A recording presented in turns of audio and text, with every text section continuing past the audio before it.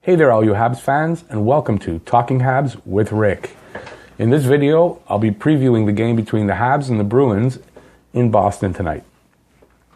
I'll be doing that wearing my Rockets shirt. This is the last team I played for, just doing senior hockey at old-timers hockey, a while back. Okay, so let's get into it. So Montreal's playing Boston. My second most hated team, but the best rivalry in hockey. By the way, my first hated team, the Leafs. Ugh.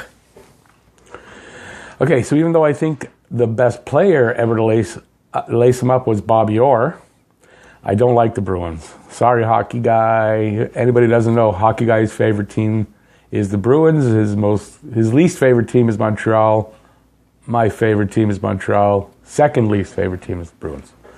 Okay, that being said, I still love the hockey guy. You guys should all watch it.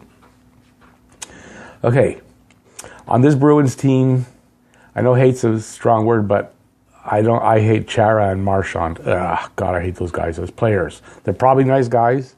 Apparently Gallagher and Marchand are friends, so they like each other. But I do have respect for Patrice Bergeron.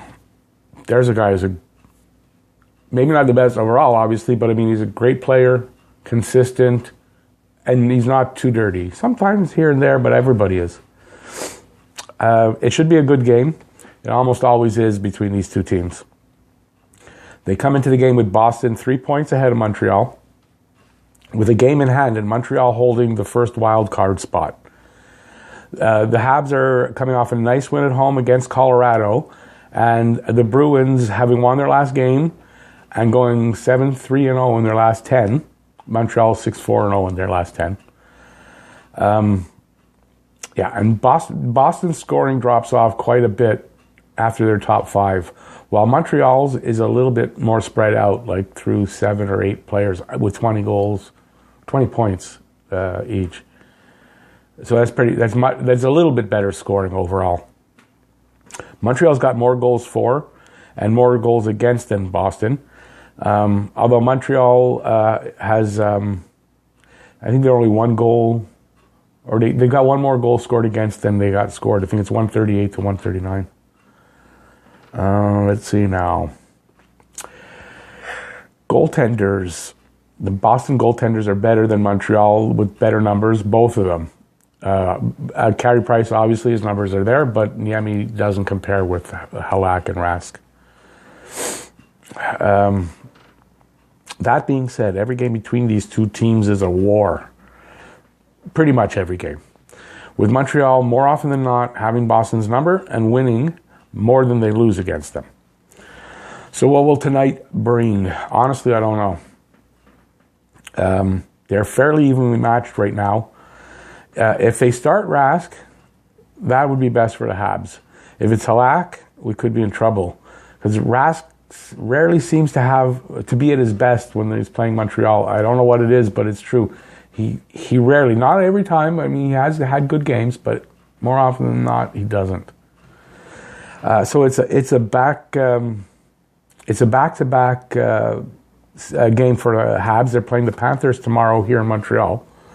So I don't think Price will play both, but you never know. So it should be Price tonight and Niemi tomorrow. But I could see Price playing both games, and then maybe only playing one of the weekend games because there's also back-to-backs Friday and Saturday. So we'll have to see how they handle that. I'm not sure.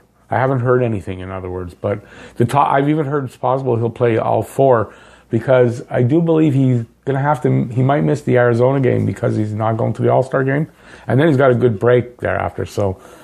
Like I said, no. So instead of telling you what I think might happen tonight, instead I'm going to tell you what I think the Habs need to do to win. It's one of two things, but I think it might be the most important, is score on the power play.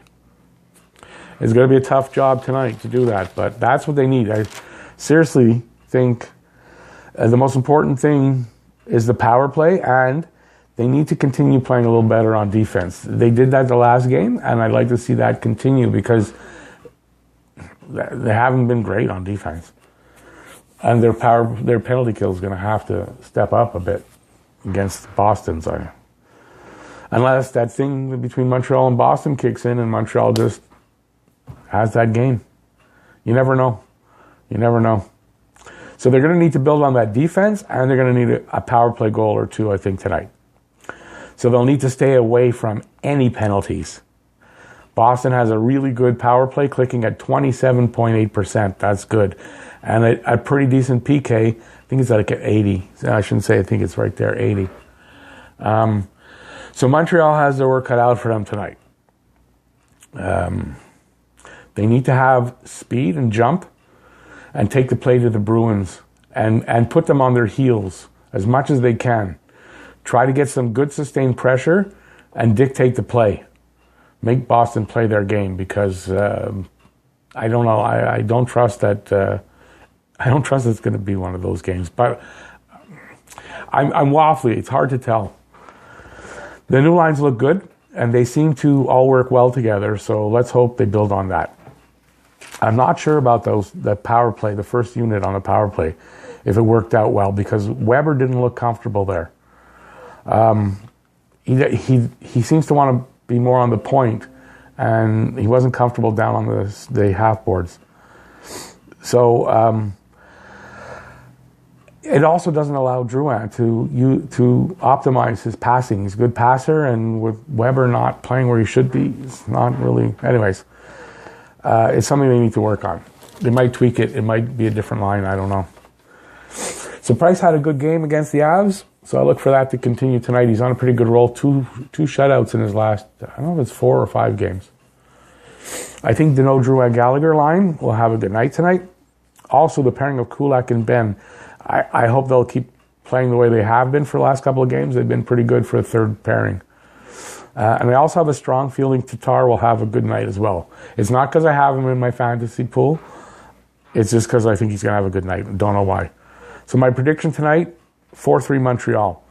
And it's a 7:30 start, Eastern Standard Time. Let's take a look at the board.